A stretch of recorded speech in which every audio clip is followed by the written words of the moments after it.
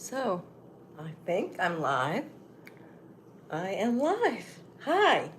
So, I am standing. I'm so excited. I'm standing in my kitchen.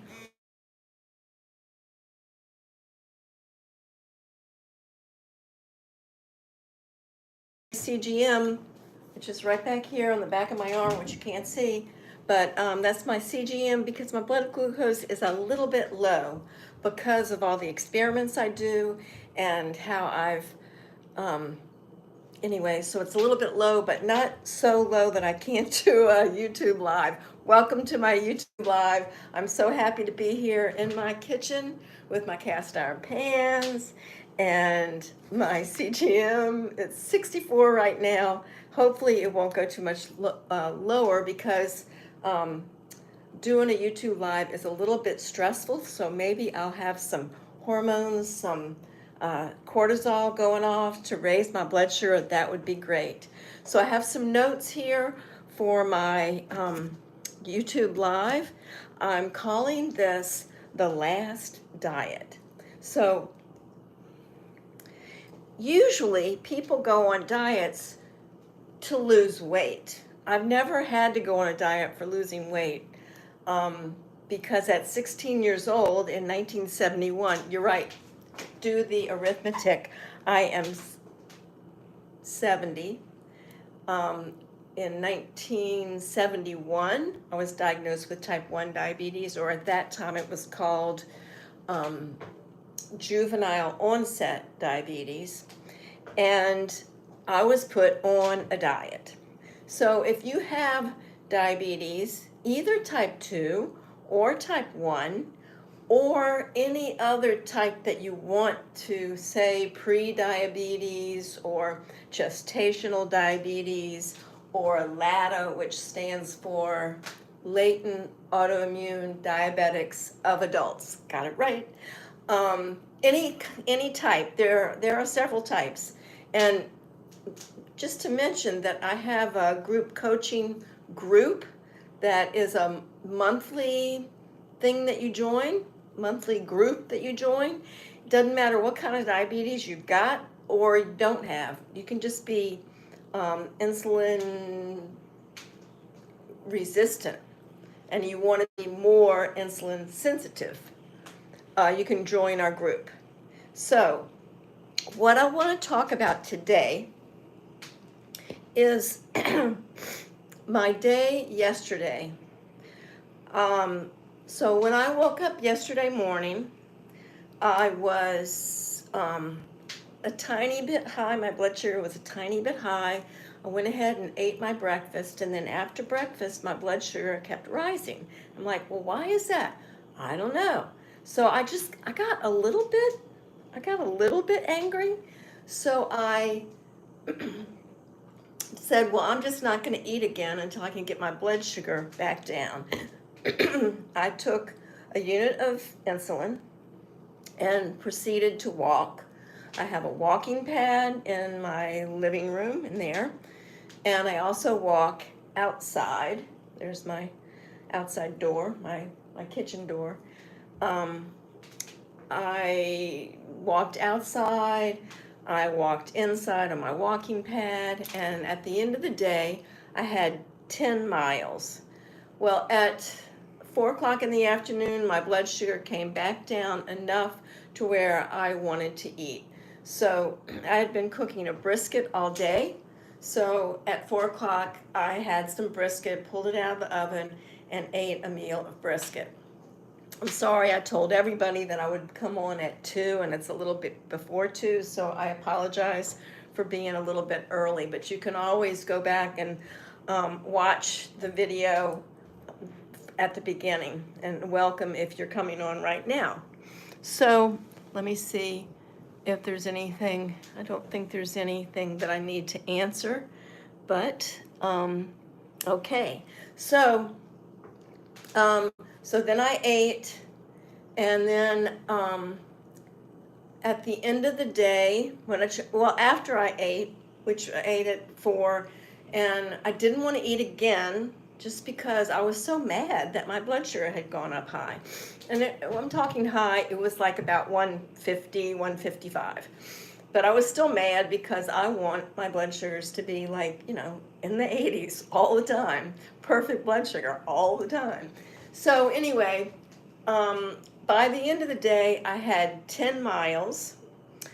And on my phone, on my activity tracker on my iPhone, it tracks not only the miles and the steps, which I think the steps were 22,521, if I remember correctly. And it took me 180 minutes of walking to get my 10 miles. Now, if you take 180 and divide it by 60 minutes in an hour, you've got just about exactly 3 hours. So say I walk 3 hours a day to get my 10 miles, because the reason I'm interested in this is because during the night last night, before I went to bed, I took a half of a unit of overnight insulin. And at I'll look in so I keep a notebook of my blood sugars and times and stuff like that, so I can look it up and tell you what it was. But last night at 2:18, my CGM alarm, here's another one, it's on my phone, but it's also on the receiver. It went off and my blood sugar was 50 on just half a unit of insulin. Like, what? So I took some of my mints. This is what I use to correct my blood sugar. It's these little bitty mints. They have less than 1 gram, and I do the arithmetic and figure out how many I need. So I ate 4 of them, assuming that would raise me 20 points, because one candy raises me 5 points. So 70, but I figured that's okay because I don't feel low at 70 and I don't want to get too high, so that's what I did. But when I woke up, so I turned my alarms off in the middle of the night. But I was okay with that because I'm on half a unit of insulin. I couldn't possibly go lower than 50, but I did. I woke up and my blood sugar was 43. So then, because of normally, in the morning, I'll have a morning hormone, the cortisol that everybody produces in the morning for their blood sugars to go up and be ready for the day. So I don't correct a morning low because my body will produce cortisol and my blood sugars will automatically rise, which is 99% of the time that's what happens. So this morning, that's not what happened. This morning, by the time I took my 30-minute walk, which is with my puppy, so it takes for one mile of walking, takes a whole 30 minutes because I've got my little puppy and he likes to sniff and he's pretty slow when he walks. Well, I mean, sometimes he runs, but he likes to stop and sniff. So anyway, that's a 30-minute walk.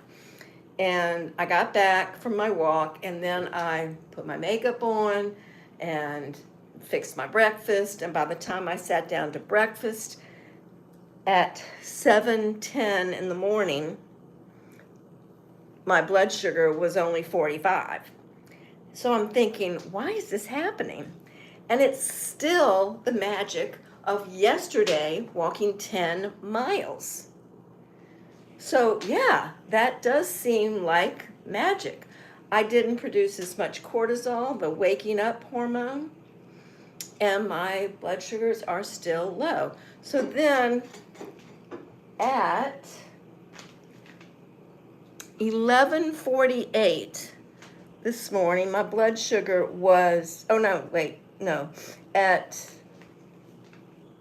9:36, after I ate, so I ate at 7:10, I'm finished at about 7:30. I'm waiting for my blood sugars to slowly rise because I've eaten bacon and eggs. So that's a slow rise. At 9:30, my blood sugar was, got it written down, 83. So then I took 1 unit of insulin for my meal. Okay, so then at 11:48, my blood sugar is 82. That's pretty good, right? And then at 12:15, my blood sugar, I've got all this written down. My blood sugar is 72, and I'm eating my leftover brisket, about 6 ounces. And at 72, I am not going to take insulin. So I've walked a little bit during the day, and I'm on my phone, and I can't tell you how much I walked because here we are at but I think it's maybe 3.5 miles. My morning walk, my mid-morning walk, and a little bit of walking on my walking pad in my living room while I'm watching YouTube videos. So I'm at 72. I'm not gonna take any insulin yet, but I've got it right here on my standing desk. I've got my R insulin and my syringe ready just in case my blood sugar starts to rise from the brisket. Then I will take a unit of insulin. Okay, so as I said, 3 hours of walking yesterday to get my 10 miles. Now, that seems excessive, but I did the arithmetic, and I'm going to go over that with you right now. So how many hours is there in a day? 24 hours in a day, right? Okay, and if you're just tuning in, you can watch the beginning. I came on about 10 minutes early, I'm sorry. And let me see if there's any comments. Not yet. There's a few hello and I'm sad, so hi. Okay, so there's 24 hours in a day. I sleep about 7, I will need my glasses for this. I sleep about 7 hours a night, so that leaves me 17 hours for everything else. Then I take 3 hours away from that for all the walking that I've been talking about. So that brings me down to 14 hours. I figure most days I eat 3 meals a day, not always, like yesterday I only had 2, but that's about 30 minutes per meal. So that's an hour and a half. So I'm down to 12 and a half hours left for everything else. Cooking takes me about 10 minutes per meal. So yeah, 10 minutes. That's really true. That's one of the blessings of a carnivore diet. It's super simple. So you take about 10 minutes to cook a meal. Okay, so that leaves me, that's a half an hour per day. So that leaves me 12 hours left to do everything else. And I think that's as far as I can divide it. So that leaves me 12 hours for painting, researching, reading fiction, napping, social media, and movies and TV. I think that's enough time for all that stuff. Yeah. So, I went over, so what else do I have down? Okay. A why and what is the last last diet. So why and what is the last diet? So not tomorrow, but the next day. So today is Sunday. It's the 30th of March, might as well say 2025. And in 2 days, on April 1, I'm going to go on the Lion Diet, the last diet. Now, why is it the last diet? Because it's the best. So why is the Lion Diet? Okay, so first, what is it? The Lion Diet is ruminant meat only and nothing else, because ruminant meat, as in probably all I will be eating, will be beef and maybe some lamb. It's the least inflammatory food known to man. It's what our ancestors ate.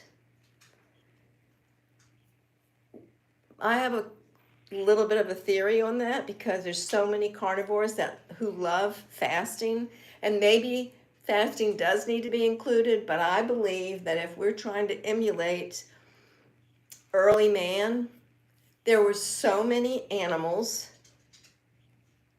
like when a herd of buffalo or bison ran by, it would last for hours. They would shake the ground as they ran. Or if birds that we would want to eat flew through the sky, they darkened the sky. So I don't think we needed to fast in the early days of our existence. Just saying, maybe fasting in this world now is a good idea because there are so many toxins, or we've eaten the wrong kind of food for so long in our existence this time on the earth. I don't know, but right now I'm not going to be fasting. The carnivore diet is it's what they call a fasting mimicking diet, because just being on the carnivore diet sets you up for autophagy. And autophagy is a word, it's a fancy word for cleaning up toxins, cleaning up debris in your body. That's what the carnivore diet does. So not only is the carnivore diet, it is anti-inflammatory because there's no plant toxins, that you're not consuming any plant toxins, but it's also a diet that is fasting mimicking because it creates autophagy, which cleans up the cells in your body. Okay, let's see what else I wanted to say. I almost want to say, does anybody have any questions? Let me just say that I am 70 years old. I am in really good health for a person who has been a type 1 diabetic for 54 years. I gave up junk food in 1977, just about, when I became interested in health foods. So that's when I gave up junk food.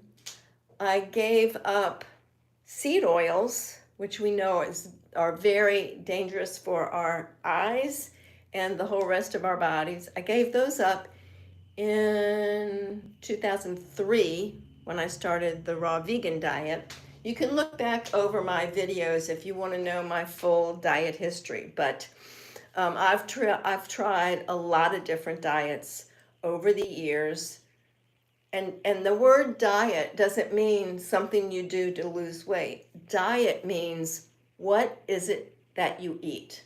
That is what the word diet means. It means what you eat. So it doesn't mean that you need to lose weight. It's just the word for whatever it is that you eat. Let's see. So, what else did I want to cover? I'm trying to think of the different things I gave up over the years. Started drinking spring water for all my drinking water in 2003 as well. I gave up all plants and plant toxins. Well, that's interesting. I did become a carnivore November 12th, 2018, but I was still drinking different kinds of herb teas and maybe even some caffeine teas, green tea, white tea.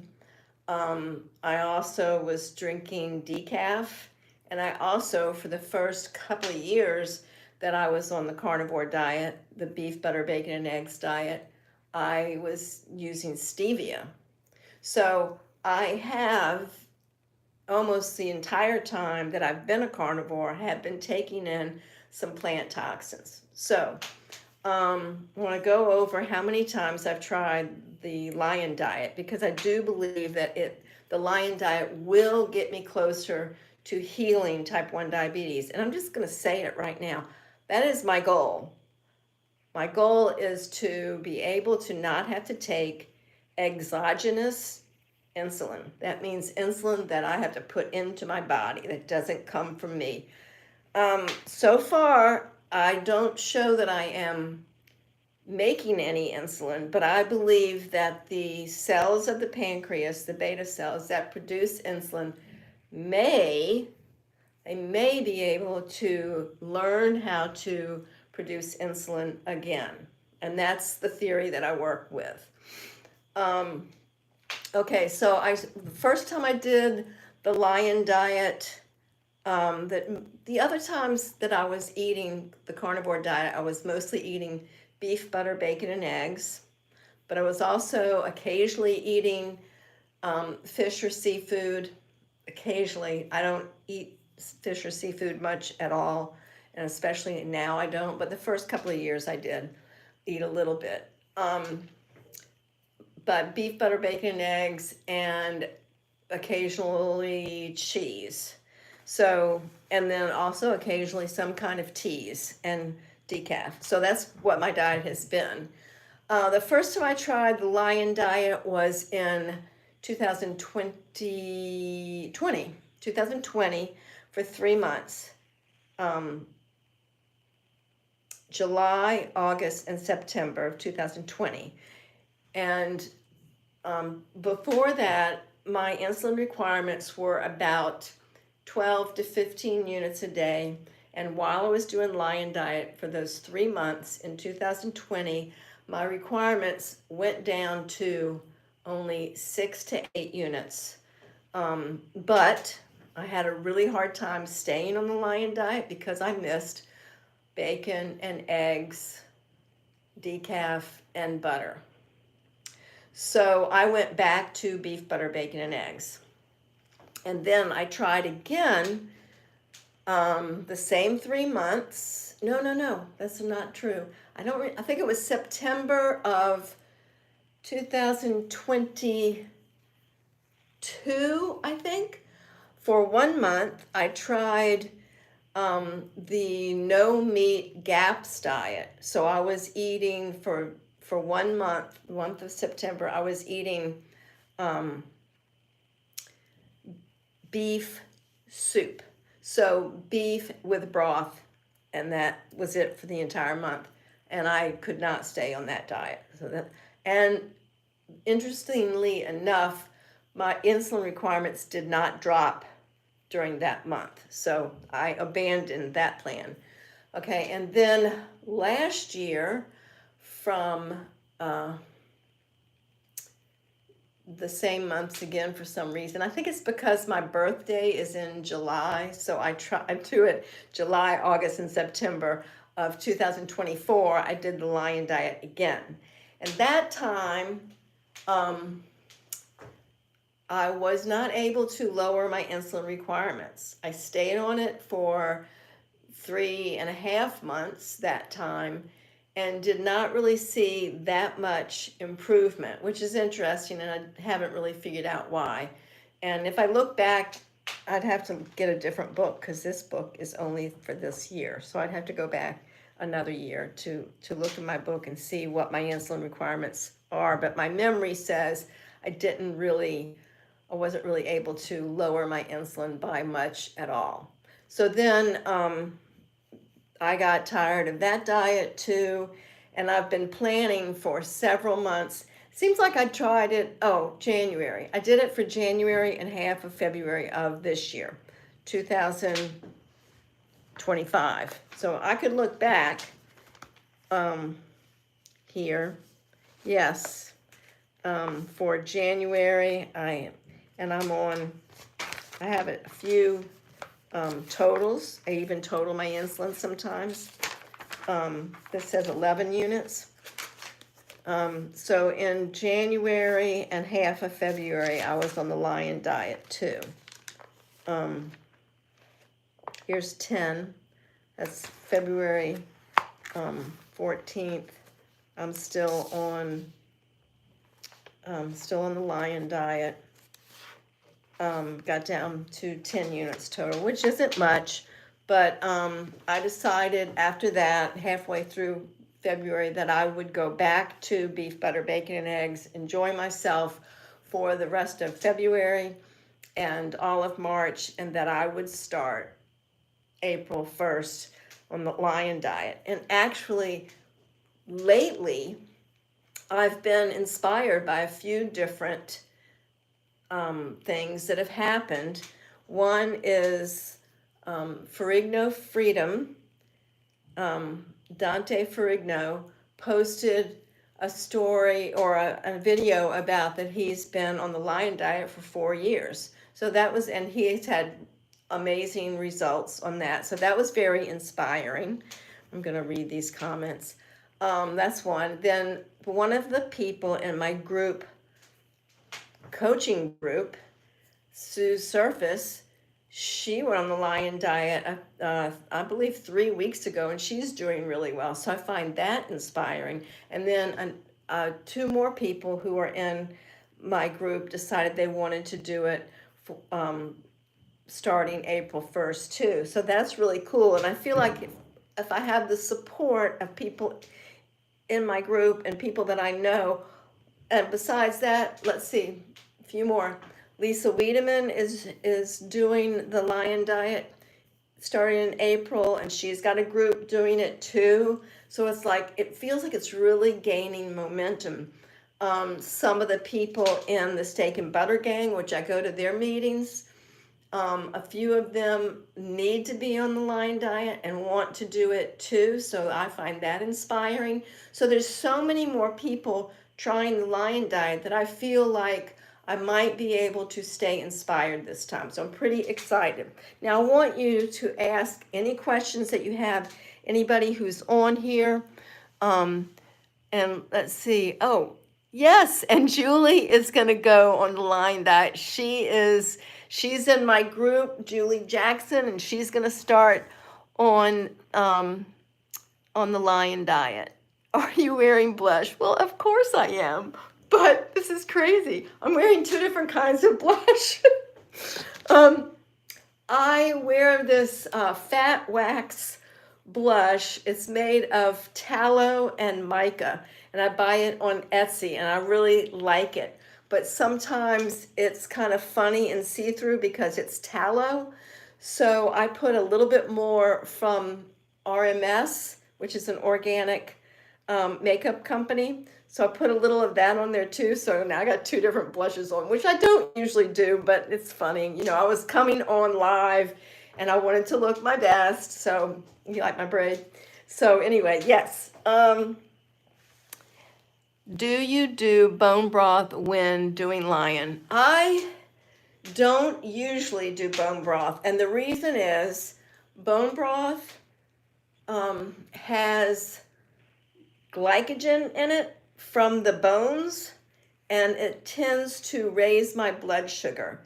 I think that other people that create their own insulin and aren't trying to get off of insulin injections do very well with bone broth because they can produce insulin that, you know, but I personally usually don't do it. And I learned that when I did the Lion diet with the bone broth before, I could not get my insulin requirements down during that time. So some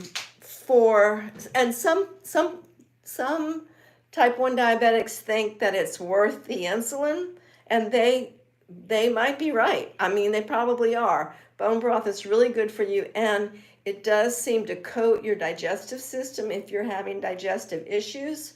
So it's really good for that too, but it does take a little bit of insulin, but so does protein. Now that's something interesting because I've had so many type 1 diabetics to tell me that, well, protein and fat doesn't take insulin. It doesn't require insulin because that's what you're taught. The doctors and dietitians say, oh, you don't need to take insulin for protein and fat. But the type 1 diabetic carnivores have learned that, oh, yes, you do need insulin to cover protein and fat. So I'll mention here that we have a Facebook group. It's called Type 1 Diabetic Carnivores. And if you want to join the Facebook group, if you're following me because I'm a type 1 diabetic, join our Facebook group. Even if you haven't tried the carnivore diet, if you're just interested in it, you can join the group. And I am one of the admins, so I will admit you. Okay? Okay, let's see if there's any more questions. I don't see any yet. Let me go back and see.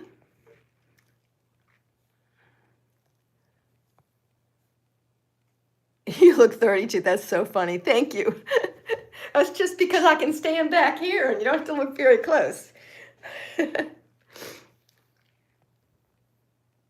Okay, so I wanted to mention that I was married to my late husband from 1979 to until when he died in 2021. So for 42 years. And for 36 of those years, I posed for him and he painted me. He was a fine artist and painted figures, landscapes, and flowers and still life. The majority of his work was probably flowers, especially the last several years. But as he always said, I was in about 1,500 paintings and I would pose. And so that coupled with just knowing that I had to look good to be in paintings, it helped me stay slim my whole life, and it helped me feel young. I was still posing for nudes when I was 64 years old.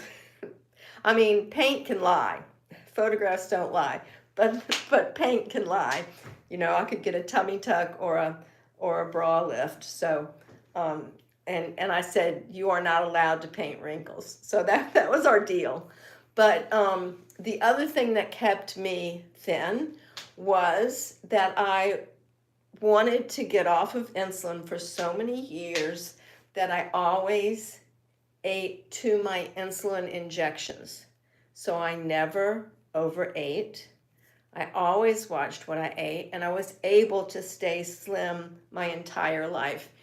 And because of my research into diet, because of the type 1 diabetes, I had an understanding of diet that a lot of people go through life without that understanding. A lot of people don't think of diet when they're young, and they eat what it seems like everybody else is eating.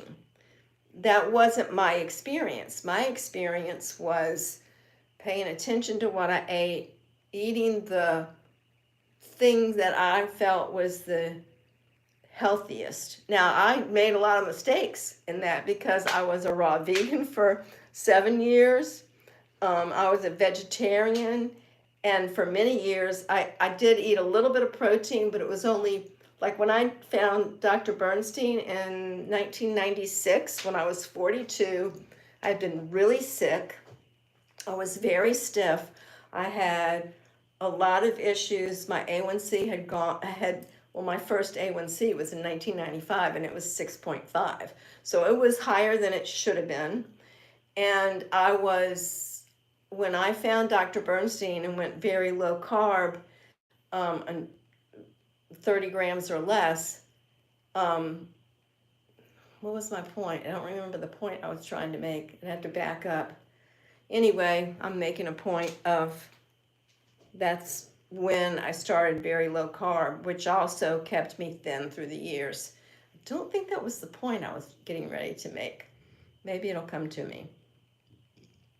Does anybody have any other questions or can help me get out of this embarrassment of not remembering what I was going to say? That's pretty funny.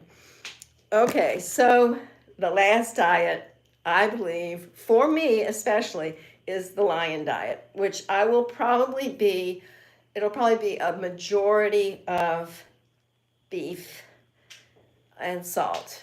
And instead of tea or decaf, I will be drinking hot water. And I will have a lot of support from a lot of different people. Like I said, Lisa Wiedemann will be doing the Lion Diet starting in April. Dante Ferrigno is doing the Lion Diet and has been for 4 years. And Michaela Peterson, who actually invented the word, the Lion Diet, Jordan Peterson's daughter, they both do the Lion Diet that helps them with their health. So they are there. Let's see, who else? The people that are, several people in the Steak and Butter Gang are doing the Lion Diet and have been doing the Lion Diet. So I'm not alone. In 2020, I might have felt alone, and I think I did. But I know now that I am not alone, and I can reach out to these people. I can talk to them on Instagram. I can talk to them on YouTube.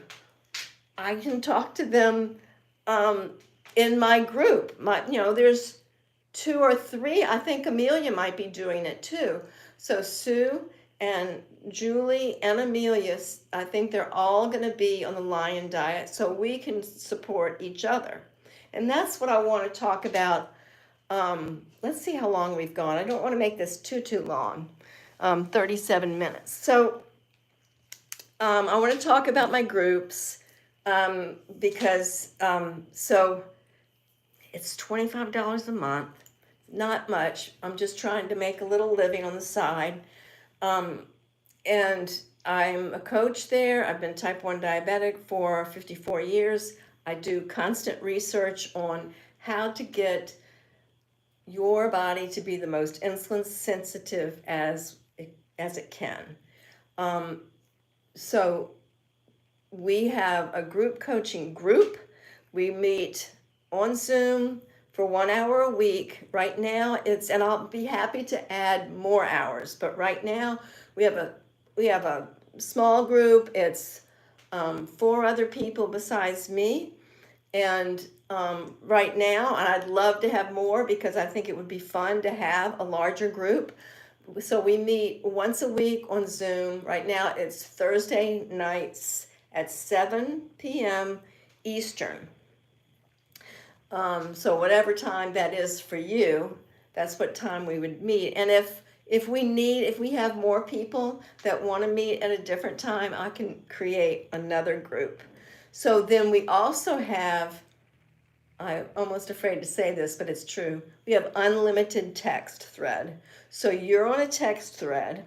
You can always turn your phone off or put your phone on silent at night if you don't want to be woken up. And usually we don't have a text after 9 o'clock or before 7 in the morning, but every now and then we have one a little bit earlier because I'm a very early riser. So I try not to text before 6 or 7, but like I said, put your phone on silent if you don't want to be woken up by my crazy text. I'm really into this. What we do on the text thread is we share pictures of our food. We share encouragement. We share videos that we found on YouTube. We share Instagram posts. Anything that a community would like to share, we share our questions. We share our issues, our problems. We are a community and we support each other. So if you are interested in that, please let me know. You can comment on the video or You can DM me on Instagram or message me on Facebook Messenger. And I'm easy to find. So on YouTube, it's Brisket Boomers. On Instagram and Facebook, it's Amy Fields Perrin. So AIMEEFIELDS